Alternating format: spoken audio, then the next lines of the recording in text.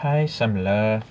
I believe that is Danish language for hello collectors. I bring that language up because the first BMW Z4 was designed by a gentleman, Anders Warming, who is apparently Danish.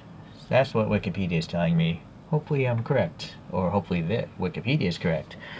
Okay, well, anyways, we have another Kyosho model to come into the collection here, and I am not sure if I've ever seen this box, but let's get this. It was on this plastic base, it was in this blister pack. This is not so important, but you'll see on this box here, it does say 368 yen, so this is less than $4, and then when?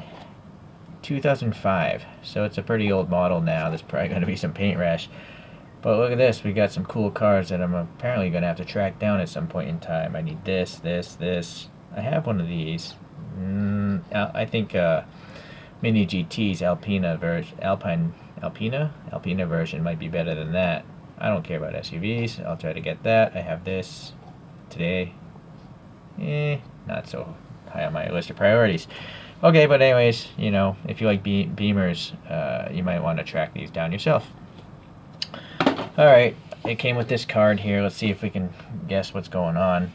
So this is the 2003 version, and that's about all I know, other than the fact that it's called a BMW. And there are the other color choices.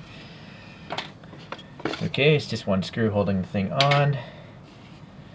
And here we are. Let's see.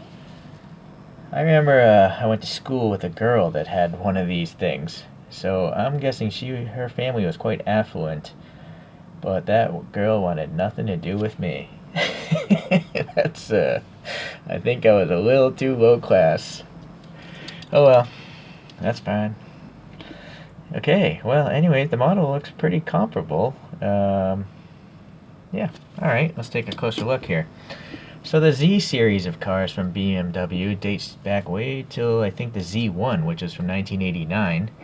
And then 6 different generations, like the Z8 and Z3, the coupe versions, and all that stuff. But this is called the E85 Roadster, and it was available between 2002 and 2008.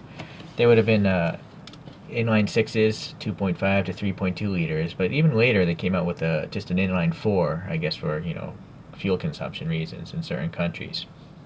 Alright. Well, we got a nice metallic blue here. It's pretty nice. I like it. There you go.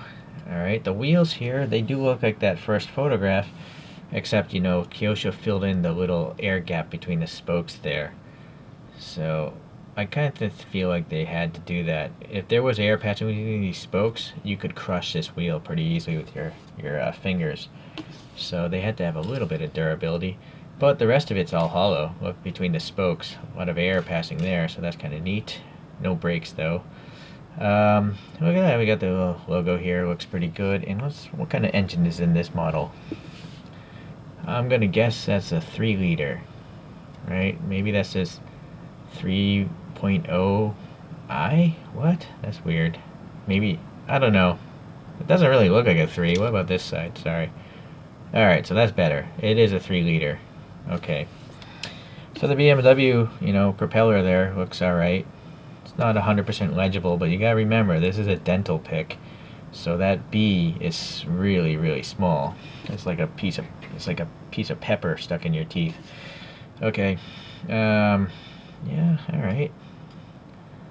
What else? This flush door handle, a little recess for your fingers, seems okay.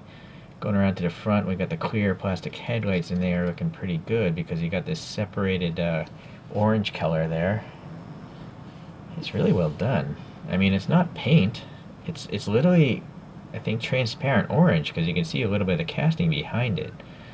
So, I don't know how Kyosho does this. It's a mystery to me. How do they get this orange? Or is it paint? I don't know.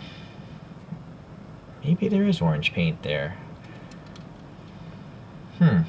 Well, however they did it, it's very effective. And it's also nice to see there's a little like ridging inside there. So it looks like, a light cover where it'd have all the bouncing around light and stuff. And then there's a light bucket behind the thing. It looks like there's some silver paint way back there. The grill here is chromed plastic, and it's separate pieces. I don't know if it's part of this base pan or just glued in there. There's the logo again, looks alright. And then we do have a texture here. This texture is part of the casting. It's painted black. Tiny little fog lamps, but I don't even see any paint on them.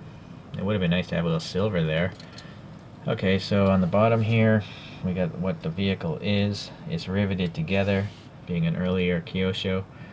And the tire treads look pretty good. These look like real tires, like rain all-season tires. So that's pretty neat. Kyosho's pretty cool like that. It seems like almost everyone they're casting has a different tread pattern. Some of them don't look really realistic, but this one clearly does. Okay. So the top here, we got these little bumps for the wiper fluid.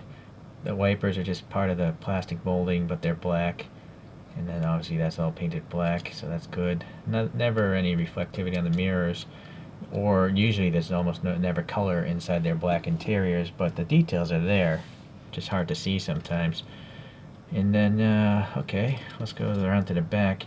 You got these funky tail lights that Danish man designed, and they look pretty good. I mean, they're thick plastic.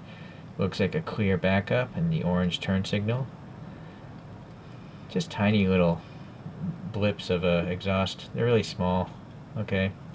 No license plate. Z4 badge, third brake light. Looks good. These little plastic rollover hoops seem alright. They seem to be metal on the real car, or have a silver paint finish on the real car. Okay, so, you gotta ask yourself, for $3.70 or less than $4, is this a good model? Yes, I would say it's a very good model. I mean, in my case, it seems to be flawless. Like, I don't see any paint bubbling. Paint rash is very common on Kyosho models, but I think maybe it's the metallic flake in this that saved the day. So I'm very happy. This thing looks pretty much new. Sadly, I didn't pay less than $4 for this, but it's very nice. Okay, cool. Let's take a look at a couple other Beamers. Let's get this thing spinning. So you'll notice this image in the background. I don't know if like Kyosho or anyone made the Z1. I would like to see this in a premium format.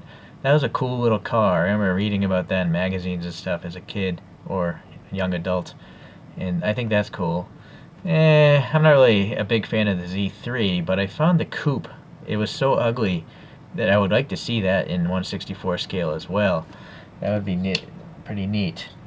Now the Z8 I do have by Kyosho, so this video, a review on this somewhere in my channel if you want to search it out. But that's a whole different class of vehicle. But here's a size comparison there. The Z8, much bigger. Okay, that's really it for the Beamers. I do have maybe something that would have been cross-shopped, and this is by Kyosho. It's a Mercedes SLK 55 AMG.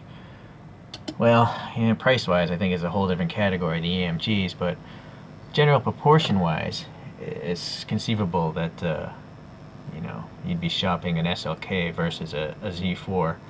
And they do generally seem to be around the same proportions.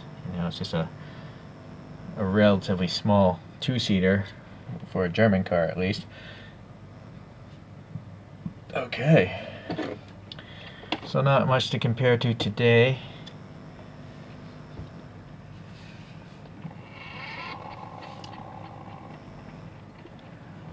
Well, if you like roadsters, which I definitely do, even if they're not, supercars or hypercars, I think it's just nice to, just look at the design of different vehicles. And this Anders Warming, he did an interesting job. I prefer the front end of this vehicle much more than the rear end. The front end looks kind of like a shark or something like that. I don't know, what do you guys think? It's got a little bit of that flame surfacing, that BMWs are known for. It's a pretty smooth front end, actually, very clean. Okay, so that's another reason why I don't like rolling models, because if this is a tall bookshelf, I'd have to go buy another one by now. So anyways, I guess I'll see you guys the next time I do another BMW review. See ya, bye.